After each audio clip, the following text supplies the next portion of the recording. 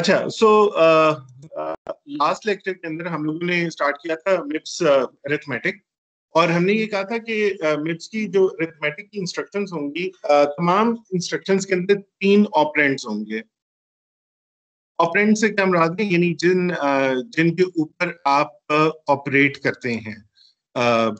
सो 3 operands जो हैं वो होंगे, और उनका ऑर्डर जो है वो फिक्स्ड होगा। यानी कि सबसे पहले अगर आपकी सी का कोड है is equal to B plus C, तो जो इसका मिप्स का कोड होगा वो होगा ऐड।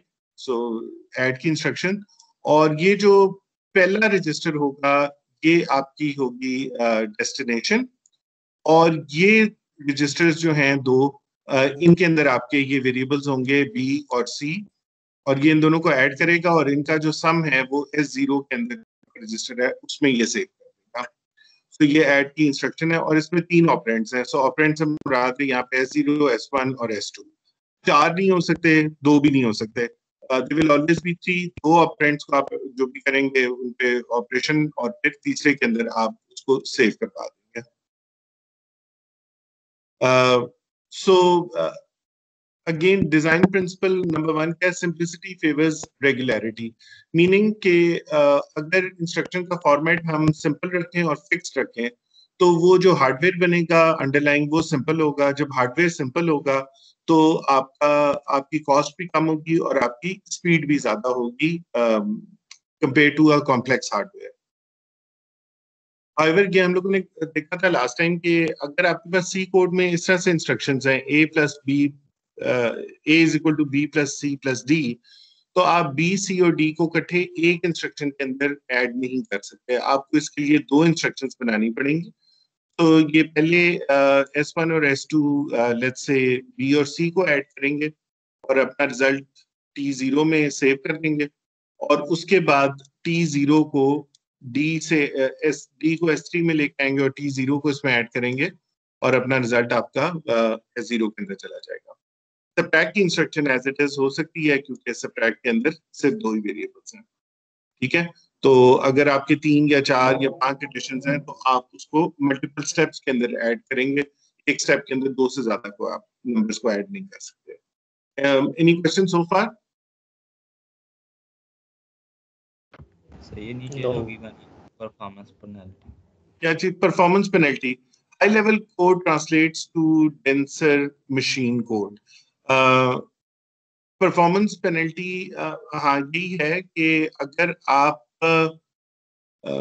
बहुत कॉम्प्लेक्स इंस्ट्रक्शंस रखेंगे इन सिंपल इंस्ट्रक्शंस की बजाय, तो ठीक है वो आपका कोड डेंस हो जाएगा, मीनिंग कि उसमें कम लाइंस आएंगी कोड की।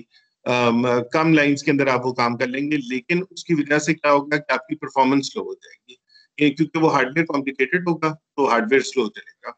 तो उससे बेहतर है कि आपकी सिंपल इंस्ट्रक्शंस हो, बेशक कोड डेंस ना हो, ज्यादा लाइंस के अंदर आ जाए, लेकिन वो चलेगा फिर भी तेज।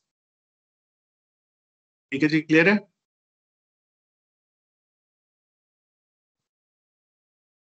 ओके जी सर। अच्छा, तो पहली चीज ये है कि operands must be in registers.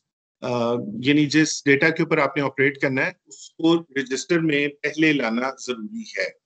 आपके पास मिप्स के अंदर प्रोसेसर में 32 रजिस्टर्स हैं।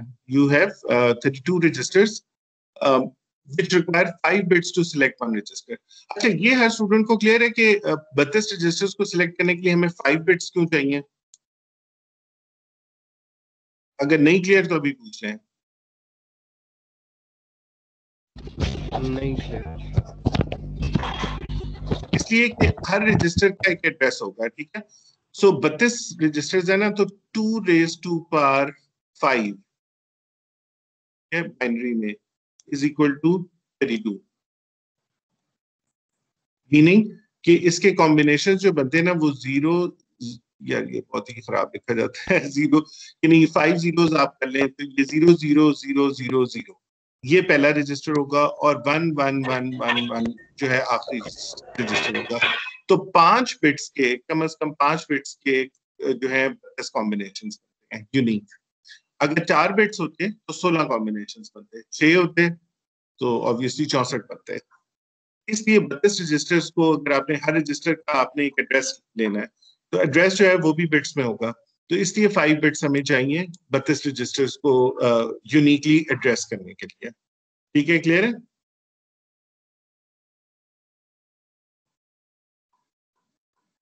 Yes. ठीक, so we need 5 bits for the registers. तो ये वही चीज है, दोबारा रिपीट हो रही है। MIPS has 32 registers. Compiler associates variables with registers. So compiler जब आप प्रोग्राम को कंपाइल करते हैं तो वो आपके जो वेरिएबल्स होते हैं प्रोग्राम के अंदर उनको रजिस्टर्स के साथ मैप कर देता है कि ये वाला वेरिएबल इस रजिस्टर में चला जाएगा, ये वाला वेरिएबल इस रजिस्टर के अंदर चला जाएगा। अच्छा, अब प्रॉब्लम ये है कि अगर आपके प्रोग्राम के अंदर बहुत ज्यादा वेरिएबल्स हैं, अरेज हैं, इससे ज्यादा है, बल्कि 32 भी वेरिएबल सारे नहीं रजिस्टर्स में चले जाते, कुछ हम देखेंगे स्पेशल पर्पस रजिस्टर्स हैं 32 में से, उनमें वेरिएबल्स भी नहीं जा सकता। तो वेरिएबल तो 15-20 ही आप हैंडल कर सकते हैं एक टाइम के ऊपर। तो उस केस में प्रोग्राम फिर चलता किस तरह है, जब रजिस्टर के अंदर वो आ नहीं सकते तो उसको हम लोग ये कहते हैं कि आप जिस इमीडिएटली जिन वेरिएबल्स पे ऑपरेट करना है उनको रजिस्टर्स में लाते हैं और बाकी वेरिएबल्स आपके मेमोरी के अंदर रह जाते हैं। If not enough registers, spill registers to memory. Spill registers to memory का मतलब है कि रजिस्टर्स का डेटा हम मेमोरी के अंदर लेके चले जाते हैं, जब रिक्वायर्ड होता है तो उसको वापस रजिस्टर के अंदर किया जाते हैं। इस तरह के आर्किटेक्चर को हम लोग कहते हैं load store architecture. Any questions? कोई चीज ना क्लियर हुई हो तो सही है, दोबारा बता दें, नहीं समझ आया। ये मैं ये रिपीट कर रहा हूँ कि आपका जो प्रोग्राम है उसके अंदर लेट्स से 100 वेरिएबल्स हैं, ठीक है, आपके पास रजिस्टर्स हैं 32। आप एक वक्त में उन 100 में से सिर्फ 32 वेरिएबल्स जो है प्रोसेसर में ला सकते हैं ऑपरेट करने के लिए, बाकी वेरिएबल्स कहाँ जाएंगे? ठीक है, तो बाकी वेरिएबल्स जो हैं वो उस वक्त रहेंगे मेमोरी के अंदर जब तक कि उनकी जरूरत नहीं पड़ती ऑपरेट करने की। फिर उसके बाद आप जब वो जो 32 हैं जिन पे आप ऑपरेट कर लेंगे उनको मेमोरी में लेके जाएंगे, रजिस्टर्स खाली करेंगे और फिर नए वेरिएबल्स जो हैं वो रजिस्टर्स के अंदर लेके आएंगे। तो at any given time you can not have more than 32 variables in the processor. ये है, क्लियर हुआ? जी सर। ओके। Yes, sir. अच्छा, उसके बाद मेमोरी ऑर्गेनाइजेशन, इस पे भी हमने थोड़ी सी बात कर ली थी कि मेमोरी को आपने किस तरह परसीव करना है, यानी किस तरह आपने अपने ज़हन में बिठाना है कि मेमोरी क्या चीज़ है। तो मेमोरी फिजिकली इस तरह से बनी हुई होगी, फिजिकली तो नहीं, यानी लॉजिकली चले आप पहले कि उसकी लोकेशंस हैं, जिस तरह से एक अरे होता है, जो आप सॉफ्टवेयर में जिस तरह अरे करते हैं, ये एक अरे है और हर जैसा अरे का एक इंडेक्स होता है उसी तरह से मेमोरी का एक एड्रेस होता है। तो ये मेमोरी लोकेशन 0 है, यानी इसका एड्रेस 0 है, फिर 1 है, 2 है, 3 है, 4 है और ये चलता जाएगा। और हर लोकेशन के ऊपर 8 बिट्स ऑफ डेटा पड़ा हुआ है, यानी 1 बाइट ऑफ डेटा है। लोकेशन 0 पे 1 बाइट है, लोकेशन 1 पे and so on and so fourth. ठीक है, तो byte addressing means that the index points to a byte of memory and that the unit of memory accessed by load store is a byte. ठीक है, सो यानी कि हम लोग एक बाइट को एक्सेस करते हैं। जब आप 0 का एड्रेस देंगे तो आप एक बाइट ऑफ डेटा बेसिकली लेके आते हैं। मेमोरी एक्चुअली बाइट्स के अंदर डिवाइडेड है। ठीक है, क्लियर है यहाँ तक? तो इंडेक्स क्या है? इंडेक्स उस अरे का, यानी मेमोरी के केस में हम उसको उसका एड्रेस कहेंगे, that is called the address. So viewed as a large single dimension array with access by address.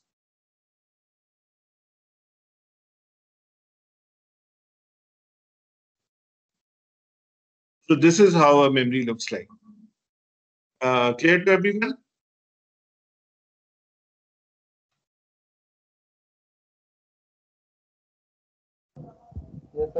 Yes, sir. Okay. अच्छा, अब जब हम MIPS के ऊपर आते हैं ना, तो हम लोग जो मेमोरी की एक लोकेशन है उस पे 1 बाइट नहीं है बल्कि 4 बाइट्स हैं। यानी कि ये जो एड्रेस है 0, इसके ऊपर एक्चुअली ना 4 बाइट्स हैं, 32 बिट्स ऑफ डेटा हैं हर लोकेशन के ऊपर, ठीक है। तो 32 बिट्स को हम वर्ड कहते हैं। जिस तरह से 8 बिट्स को हम लोग बाइट कहते हैं, इस तरह 32 बिट्स को हम एक वर्ड कहते हैं। तो इसके अंदर हर लोकेशन के ऊपर एक वर्ड है मेमोरी के अंदर सेव हुआ हुआ, ठीक है।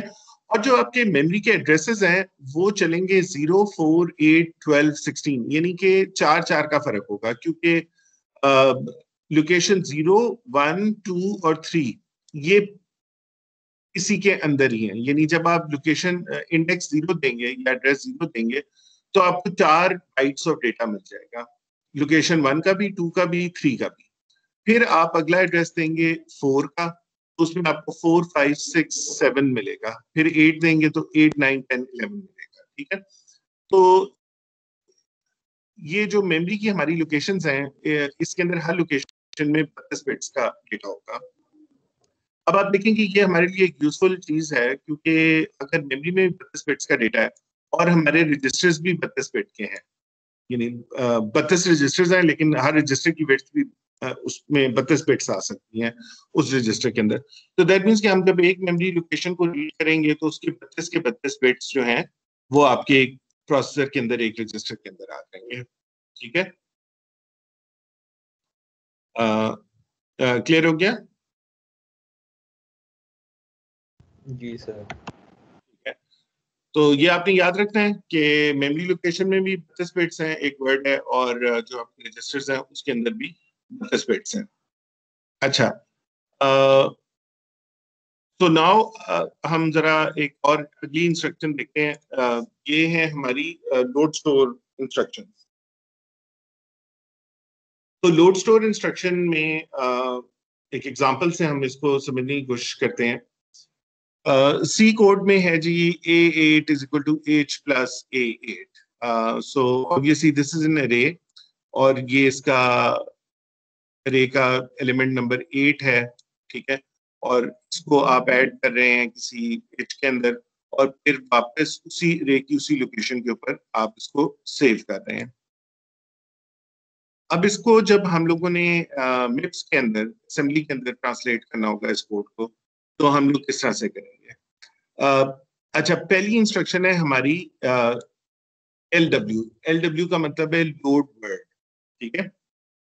इसमें और इंस्ट्रक्शंस भी होती हैं, लोड बाइट भी होती है, लेकिन फिलहाल हम लोड वर्ड करेंगे।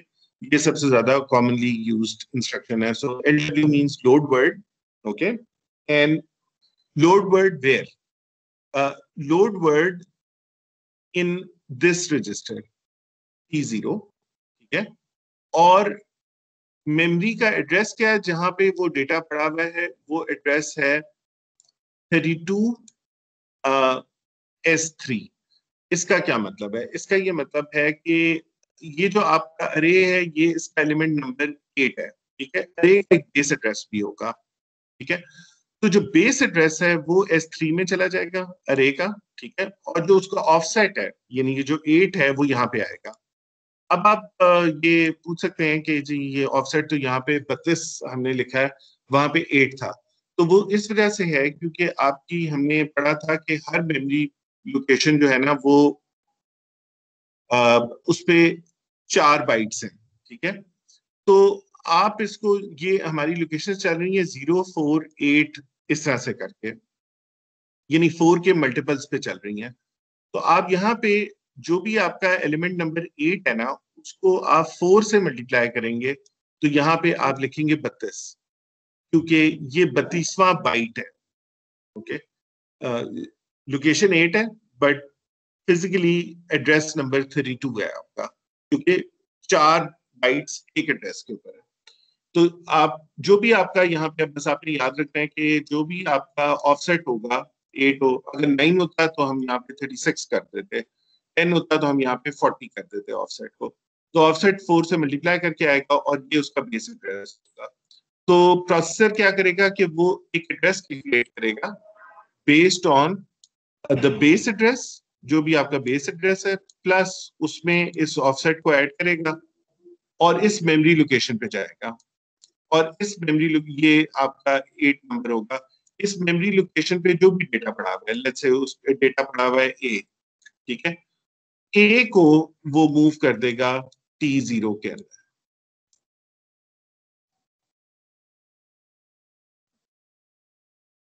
ठीक है, क्लियर हो गया? So this is an address of a memory location.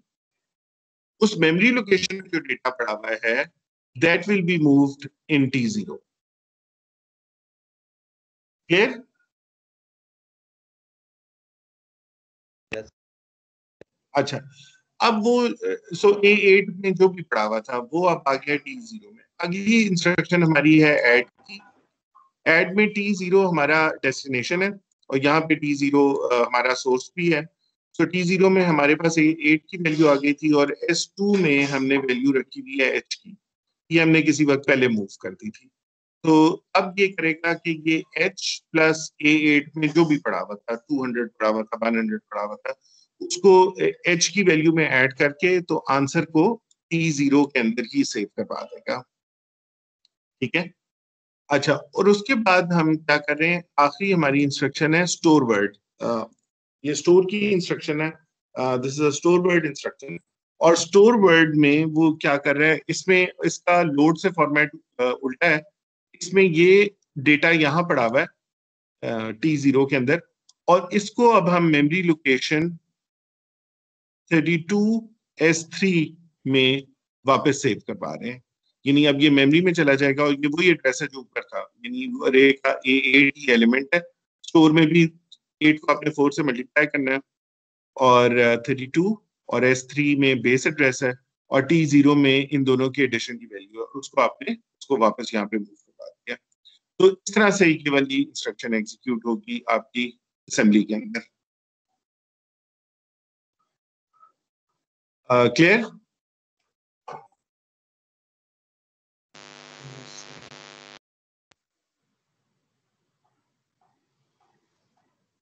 अगर किसी को कोई इसमें कंफ्यूजन है तो अभी आप पूछ सकते हैं।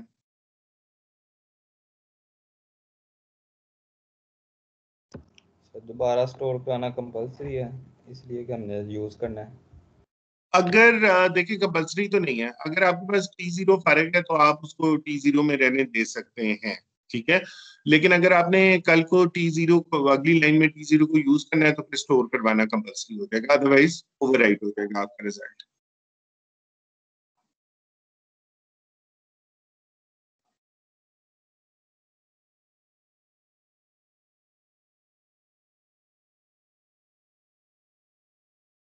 रजिस्टर जो है वो टेम्परेरी स्टोरेज है ना, तो अल्टीमेटली तो आपने अपने सारे जो भी रिजल्ट्स हैं उनको मेमोरी के अंदर मूव करना ही करना है, क्योंकि आपके रिजल्ट्स फाइनली मेमोरी में सेव होंगे। ये तो टेम्परेरी हमने इस ऑपरेशन के लिए इसको यहाँ पे मूव किया था, अब हम इसको वापस मेमोरी में ले गए। Remember, MIPS arithmetic operands are registers, not memory locations. तो मेमोरी पे डायरेक्टली आप नहीं ऑपरेट कर सकते। इस इंस्ट्रक्शन को अगर आप देखें तो सिर्फ रजिस्टर्स हैं जिसके ऊपर ऑपरेट कर सकते हैं। Therefore, words must first be moved from memory to registers using loads before they can be operated on. Then result can be stored back to memory. अच्छा, so far we have learned loading words, but addressing bytes, arithmetic on registers only. Okay, so एक और example हम यहाँ पे देखते हैं। Instruction है और इसका एक्चुअली असल में मतलब क्या है इस इंस्ट्रक्शन का। सो add S1 S2 S3।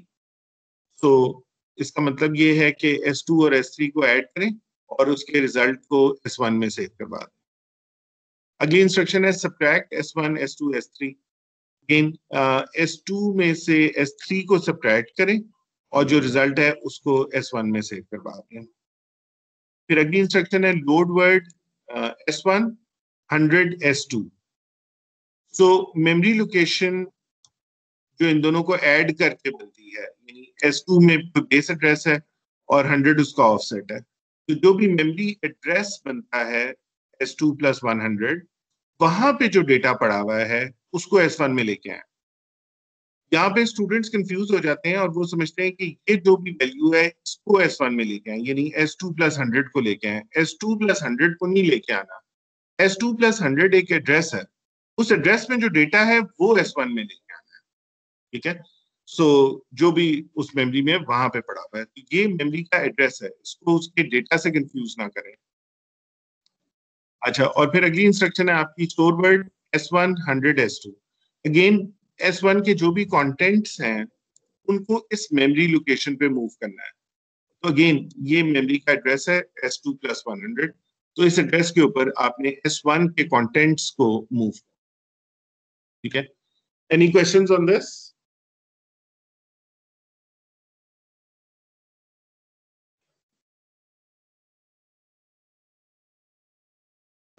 No, sir. Okay, great. तो सिंपल है ये, अभी मेरे ख्याल है सबको क्लियर हो रहा होगा। अच्छा, अब हम थोड़ा सा आते हैं मशीन लैंग्वेज की तरफ। क्या मशीन लैंग्वेज से मुराद क्या है? ये जो आपकी असेंबली की इंस्ट्रक्शंस है ना, जो हमने अभी तक पढ़ी हैं, जैसा load word, store word, add, they are assembly instructions, but they are not machine language. क्योंकि machine language is just binary, उसके अंदर सिर्फ वंस और जीरोस होंगे। जब वो प्रोसेसर में जाएगी या वो मेमोरी में सेव होगी तो वो वंस एंड जीरोस की फॉर्म में सेव होगी। वो ऐड T0 T1 S2 इसकी फॉर्म में भी नहीं सेव होगी। अब इस इंस्ट्रक्शन को हम लोगों ने करना क्या है, इसको हमने इस तमाम चीजों को ऐड T0 S1 और S2 इन सब को वंस और जीरोस में कन्वर्ट करना है बाइनरी के अंदर। बाइनरी में कन्वर्ट करेंगे तो हमारी जो मशीन लैंग्वेज है वो बनेगी, ठीक है। तो उसको हम देखते हैं कि मशीन लैंग्वेज का फॉर्मेट क्या है, यानी किस तरह से ये इसको अब हम बाइनरी के अंदर कन्वर्ट करते हैं। अच्छा, अब जो हमारी इंस्ट्रक्शन है बाइनरी के अंदर, उसकी भी विड्थ हमने 32 बिट्स ही रखी हुई है, ठीक है। यानी हर इंस्ट्रक्शन जो मिट्स के अंदर होगी वो 32 बिट्स की ही होगी टोटल, ओके। सो आपके रजिस्टर्स भी 32 बिट्स के हो गए, आपकी मेमोरी लोकेशन भी 32 बिट्स की हो गई, और आपकी जो इंस्ट्रक्शन है वो भी 32 बिट्स की हो गई। इसका मतलब एक मेमोरी लोकेशन में एक पूरी इंस्ट्रक्शन आ जाएगी आपके कोड की, ठीक है। अच्छा, अब हमारी 2-3 डिफरेंट टाइप्स ऑफ फॉर्मेट होंगे इंस्ट्रक्शंस के। जो पहला फॉर्मेट है हमारे पास, उसको हम लोग कहते हैं आर टाइप फॉर्मेट, या R is for arithmetic format. अच्छा, इंस्ट्रक्शन का एक फिक्स फॉर्मेट होगा, ये नहीं है कि हर इंस्ट्रक्शन मुख्तलिफ होगी। इंस्ट्रक्शन का एक फिक्स फॉर्मेट है और 32 बिट का है। तो इसके अंदर हम देखते हैं इस इंस्ट्रक्शन का फॉर्मेट क्या है।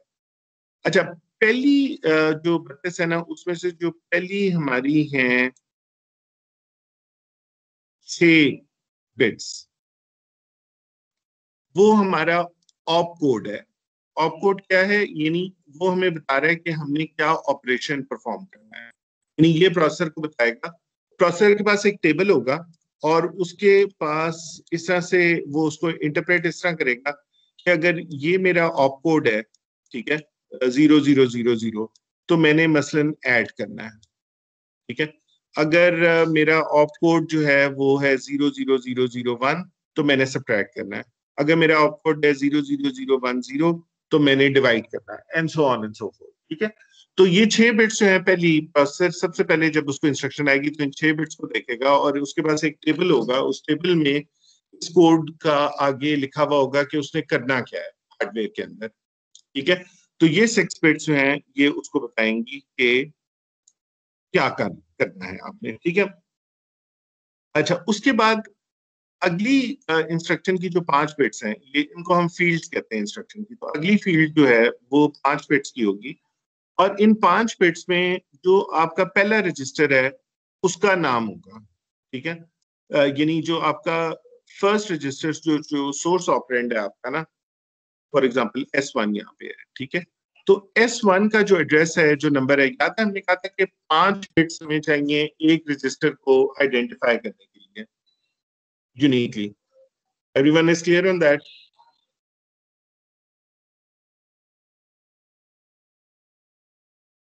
हाँ जी, क्लियर है तो बोले। जी सर।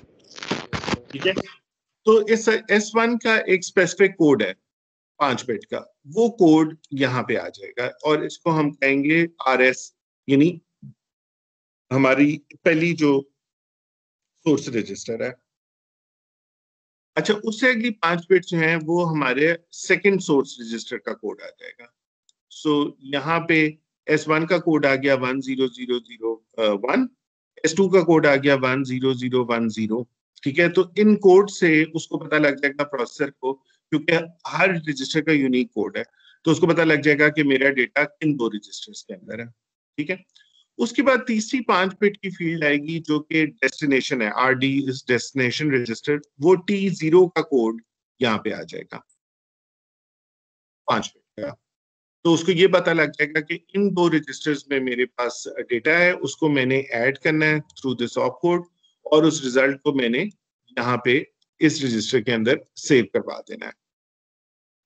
अच्छा, उसके बाद एक हमारी और फील्ड है इसमें, इसको हम लोग कहते हैं शिफ्ट अमाउंट। शिफ्ट अमाउंट जो है वो इस इंस्ट्रक्शन में इस्तेमाल नहीं हो रहा। शिफ्ट अमाउंट जो है वो कई दफा आप जब लेफ्ट शिफ्ट करते हैं, राइट शिफ्ट करते हैं अपने डेटा को, तो वहां पे इस्तेमाल होता है और वो बताता है कितना शिफ्ट करना है। लेकिन फिलहाल चूंकि इसके अंदर किसी किस्म का हमारा कोई शिफ्ट का प्लान नहीं है ऐड के अंदर, तो शिफ्ट अमाउंट की सारी बिट्स जो हैं वो 0 ही सेट हो जाएंगी। ठीक है, अच्छा, और उसके बाद एक हमारी 6 बिट्स की फील्ड है जिसको हम लोग फंक्शन फील्ड कहते हैं। फंक्शन फील्ड जो है वो इस ऐड के साथ, यानी इस ऑप कोड के साथ मिलके फर्दर डिटेल्स प्रोसेसर को देती हैं कि ये किस तरह का है।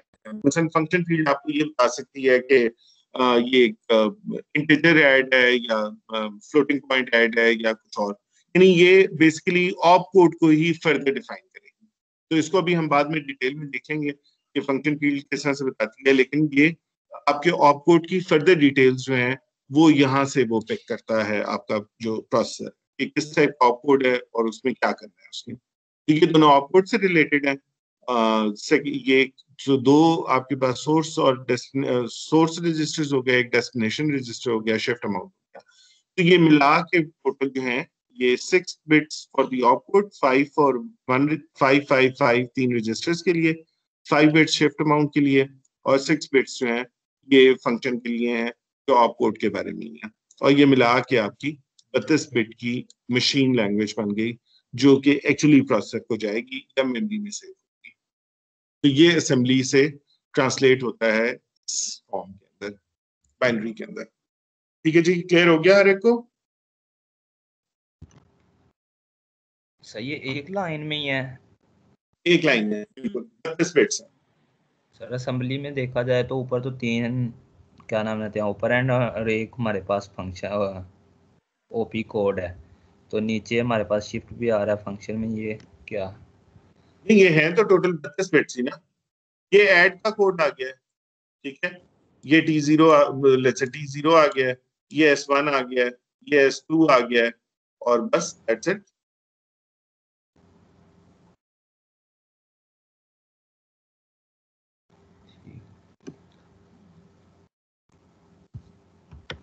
तो असेंबली की एक लाइन मशीन की एक लाइन बनती है। जो आपका हाई लेवल कोड होता है ना, सी की एक लाइन मशीन की एक लाइन नहीं बनती।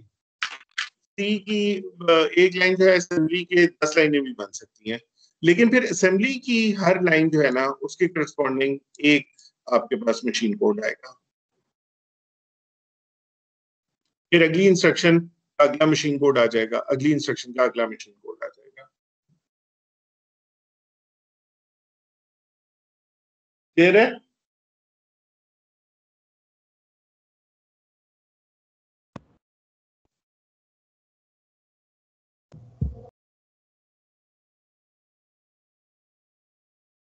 हाँ जी, क्लियर है तो बताएं, नहीं क्लियर तो पूछ रहे हैं कोई सवाल? Yes sir. क्लियर है, ठीक है, गुड।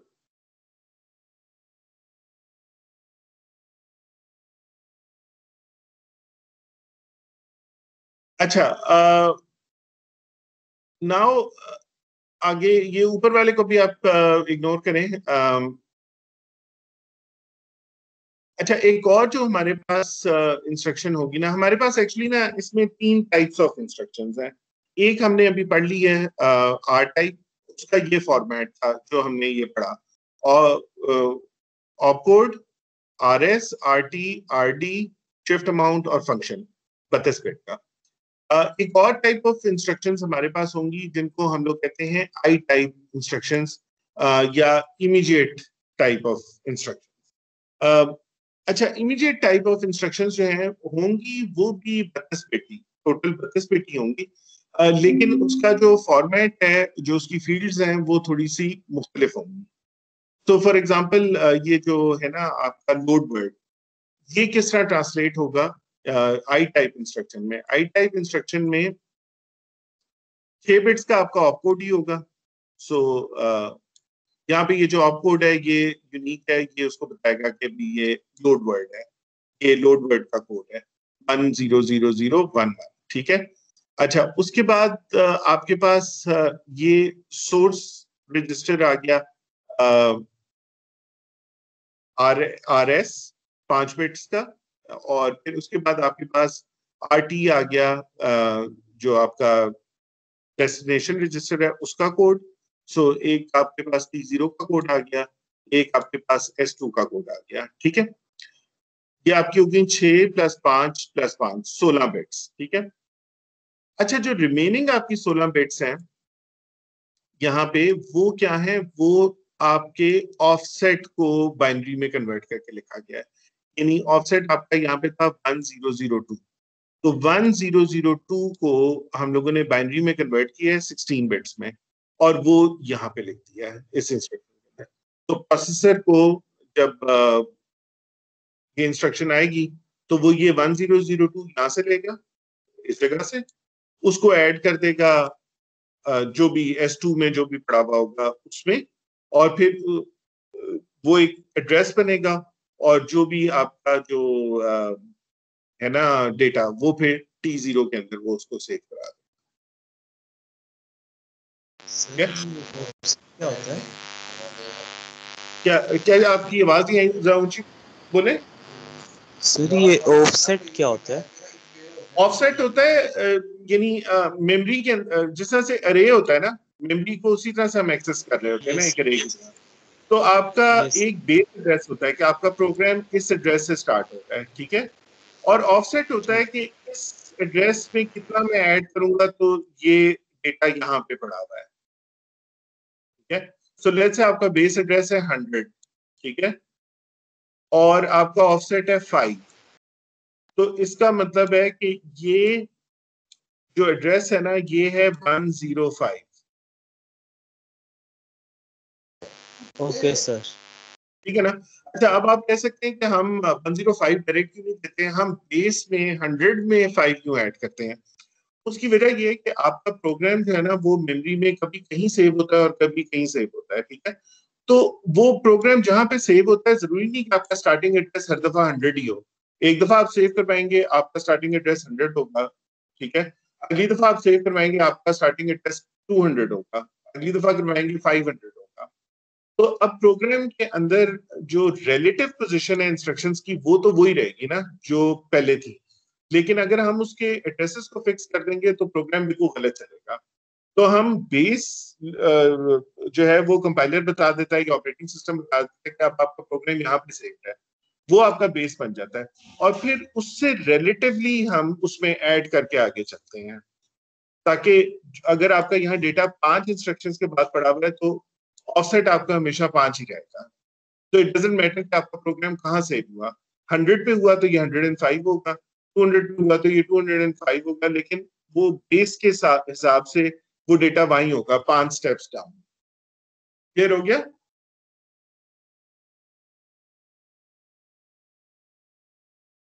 Yes sir. तो इसलिए हमेशा जो मेमोरी के एड्रेसेस होते हैं ना, उसमें एक बेस एड्रेस होता है या स्टार्टिंग एड्रेस होता है, और फिर ऑफसेट्स होते हैं, क्योंकि स्टार्टिंग एड्रेस हर दफा चेंज हो जाता है लेकिन ऑफसेट वही रहता है।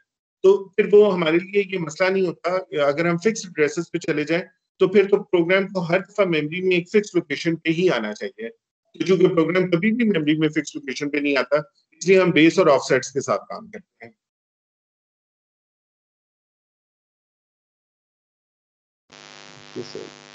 ठीक है, तो ये हमारी हो गई दूसरी टाइप ऑफ इंस्ट्रक्शन, जिसमें हमारे पास सोर्स और डेस्टिनेशन रजिस्टर है और 16 बिट्स हमने ऑफसेट के लिए रखे हुए हैं।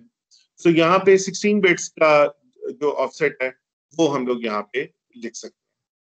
3 बिट से ज्यादा बड़ा अगर ऑफसेट हो गया, मतलब वो नंबर इतना बड़ा 2⁻16 होता है 64,000, ठीक है। तो सबसे बड़ा ऑफसेट जो आप इसमें ले सकते हैं वो 64,000 का है, यानी जो सबसे बड़ी जंप आप प्रोग्राम में लगा सकते हैं वो नीचे यहाँ तक 64K तक की है, लेकिन उससे ऊपर आप फिर नहीं जा सकते, उससे बड़ी जंप आप नहीं कर सकते इस मशीन लैंग्वेज के अंदर, या कम से कम इस जो जो हमारा सॉफ्टवेयर है इसके अंदर। ठीक है जी, क्लियर है?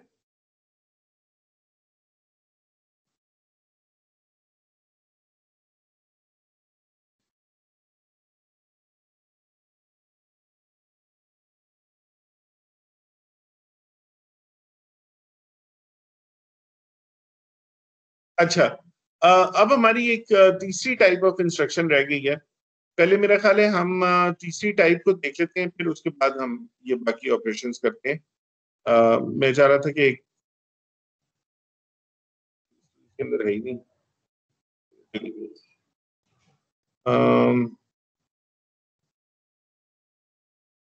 हाँ, अच्छा, एक हमारी जो तीसरी टाइप होगी ये हम थोड़ा सा आगे जाके पढ़ेंगे, लेकिन मैंने कहा मैं आप लोगों को अभी बता दूं कि वो जो है तीसरी टाइप ऑफ इंस्ट्रक्शन है वो हमारी है जे टाइप।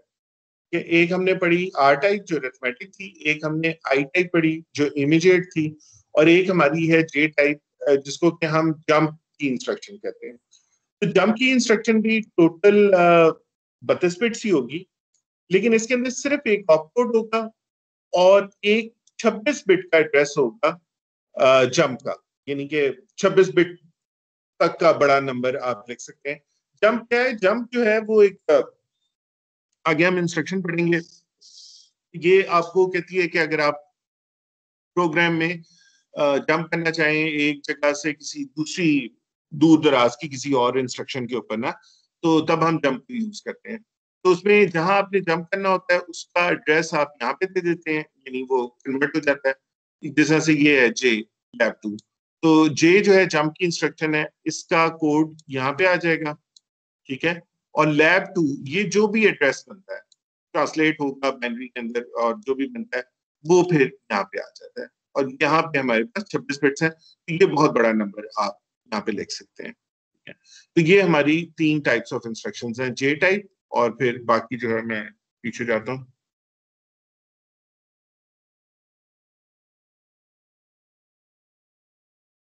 तो first one that we studied today was the R type, then we studied the I type immediate, और फिर हमने एक जंप टाइप इंस्ट्रक्शन। ये हमारे 3 इंस्ट्रक्शन जो हैं वो फॉर्मेट्स हैं। चलिए बस एक चीज हम थोड़ी सी और पढ़ लेते हैं, उसके बाद क्लास को एंड करते हैं। अच्छा, कुछ हमारी इंस्ट्रक्शंस ऐसी हैं जिसके अंदर हम लोग कॉन्स्टेंट्स को भी इंस्ट्रक्शन के अंदर ही डाल सकते हैं, यानी कोई कांस्टेंट जो है और इसको हम लोग कहते हैं इमीडिएट ऑपरेंड, यानी कि इमीडिएट का मतलब है कि जो आपका ऑपरेंड है वो इंस्ट्रक्शन के अंदर ही आपने दे दिया है।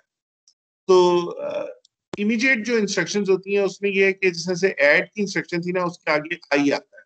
आई का मतलब है ऐड इमीडिएट, which means कि add whatever is in S3 में जो भी पड़ा हुआ है वो ऐड करें, और दूसरा जो है वो नंबर किसी रजिस्टर में नहीं पड़ा हुआ, रजिस्टर का नहीं दिया, बल्कि वो नंबर जो आपने ऐड करवाना है इसके अंदर कोई कांस्टेंट है वो डायरेक्टली आपने इंस्ट्रक्शन में ही दे दिया। तो ये क्या करेगा, S3 में जो भी पड़ा हुआ है, लेट्स से S3 में पड़ा हुआ है 10, तो वो 10 + 4 करेगा और 14 जो है वो S3 में लिखवा देगा,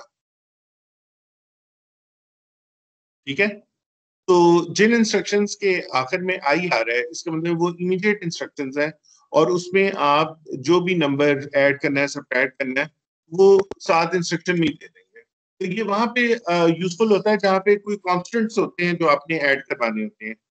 मसलन सेंटीग्रेड टू फ़ारेनहाइट आपने कन्वर्ट करना है, तो आपने उसमें 32 ऐड करना होता है हर दफा, तो 32 आपने इसमें ऐड कर दिया। या कोई और कांस्टेंट है किसी तरह का जो आप ऐड करना चाहते हैं, सब्ट्रैक्ट करना चाहते हैं और फिक्स्ड कांस्टेंट है, तो फिर आप इमीडिएट की इंस्ट्रक्शन जो है वो इस्तेमाल कर सकते हैं।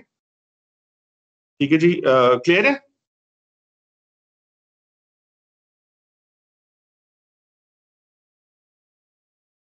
Yes sir.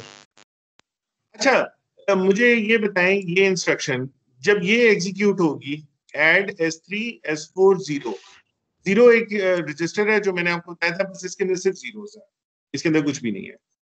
तो जब मैं, तो ये इंस्ट्रक्शन क्या अचीव करेगी? ये मतलब इस इंस्ट्रक्शन सर का क्या ये फायदा है? S4 S4 की में जो 0 वैल्यू होगी ना उसमें 0 ऐड करके S3 में सेव करवा देगा। इन शॉर्ट के जो S4 की वैल्यू है ना वो S3 में मूव हो जाएगी। हाँ बिल्कुल, ये एक बड़ी अच्छी मूव की इंस्ट्रक्शन है। तो ये S4 का डेटा S3 में मूव करवा देगा, क्योंकि हमारे पास एक्चुअली मूव की कोई इंस्ट्रक्शन नहीं है। तो जब हमने इस तरह एक रजिस्टर का डेटा किसी और रजिस्टर में मूव करवाना हो, क्योंकि हमने उस रजिस्टर को यूज करना था किसी और चीज के लिए, तो हम इस तरह की ऐड की इंस्ट्रक्शन देके मूव करवा सकते हैं 0 के साथ।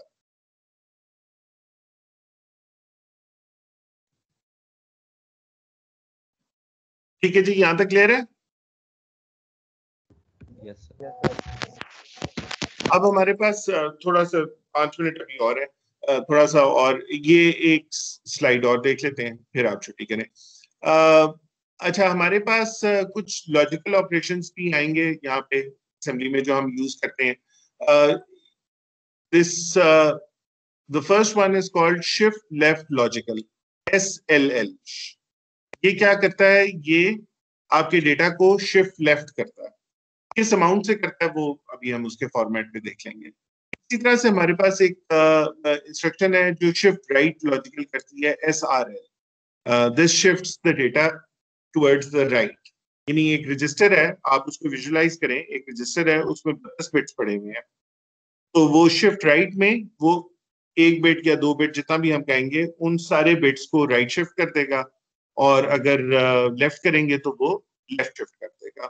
और जो खाली जगह रह जाती हैं उनके अंदर जीरोस आ जाते हैं। यानी जब आप लेफ्ट शिफ्ट करेंगे तो एक शिफ्ट करेंगे तो सारे लेफ्ट मोस्ट बिट खाली हो जाएगी, तो वहां पे 0 आ जाएगा, और बाकी सारी बिट्स जो है वो 1 स्टेप मूव कर जाएंगी, लेफ्ट को या राइट को। ठीक है, तो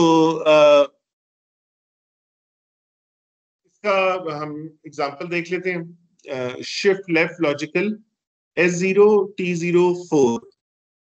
ओके, सो ये क्या कर रहा है कि ये जो भी T0 में जो भी डेटा पड़ा हुआ है उसको 4 बिट्स लेफ्ट शिफ्ट कर देगा। ठीक है, और जो आप लेफ्ट शिफ्ट करने के बाद जो भी आपका आंसर आएगा उसको S0 के अंदर सेव करवा देगा। तो ये इसकी एग्जांपल है। शिफ्ट लेफ्ट का मतलब है कि पहले अगर उस रजिस्टर में पड़ा हुआ था 1 2 3 4 और मैं इसको शिफ्ट लेफ्ट कर रहा हूँ, ठीक है, तो 1 बाहर निकल जाएगा, 2 3 4 आ जाएगा, और 4 की जगह 0 आ जाएगा इस साइड से, क्योंकि हमने लेफ्ट मूव किया है। ठीक है, सो 1 2 3 4 विल बिकम 2 3 4 0। इसी तरह से शिफ्ट राइट लॉजिकल में 1 2 3 4 विल बिकम 0 1 2 3। 4 बाहर निकल जाएगा, 1 इस तरह चल जाएगा, 1 की जगह खाली होगी, उधर हम 0 डाल देंगे।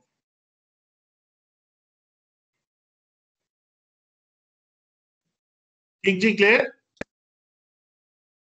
सही एग्जांपल रिपीट कर दें। देखो ये शिफ्ट लेफ्ट है ना, अब आप सोचिए सारों को मैंने एक एक स्टेप, एक डब्बा बना हुआ है, ठीक है, इसके अंदर ये नंबर है 1 2 3 4। ठीक है, इसको मैंने लेफ्ट शिफ्ट किया इस तरफ, 1 बाहर निकल गया, ठीक है, 2 इधर आ गया, सो यहां आ गया 2, यहां पे आ गया 3, यहां पे आ गया 4, और 4 की जो जगह खाली हुई थी यहाँ पे आ गया 0। ये बन गया 2 3 4 0। जो खाली रह जाएगा वो 0 बन वो 0 आ जाएगा जी, इसमें 0 आ जाएगा।